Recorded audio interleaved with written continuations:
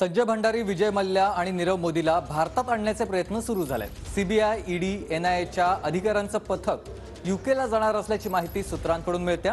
तिघांच्या प्रत्यार्पणासाठी केंद्रीय यंत्रणांच्या हालचाली सध्या वाढलेल्या आहेत।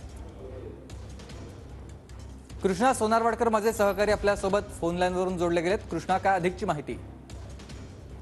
आपण पाहतो की देशभरामध्ये कोट्यवधी रुपयांचा घोटाळा करून हे परदेशामध्ये पळालेले नीरव मोदी असतील, विजय मल्ल्या असतील, हे सध्या युके मध्ये आहेत आणि त्यांच्या प्रत्यार्पणासाठी भारत सरकारकडून मागच्या काही वर्षांपासून प्रयत्न केले जात आहेत। आणि यासाठी आता एनआयएचा सुद्धा एक आरोपी संजय भंडारी आणि सीबीआय आणि ईडीचे आरोपी नीरव मोदी आणि विजय मल्ल्या यांच्या प्रत्यार्पणासाठी सीबीआय, ईडी आणि एनआयए मधील वरिष्ठ अधिकाऱ्यांचे एक पथक तयार करण्यात आलेलं आहे। आणि हे पथक परदेशामध्ये जाऊन त्यांची प्रत्यार्पणाची सगळी प्रक्रिया नेमकी कशी असणार आहे याबद्दलची माहिती घेणार आहे आणि त्यांना लवकरात लवकर भारतात आणण्यासाठी प्रयत्न केले जाणार असल्याची माहिती सध्या तरी मिळते आहे। नक्कीच, धन्यवाद तुम्ही दिलेल्या सविस्तर माहितीसाठी।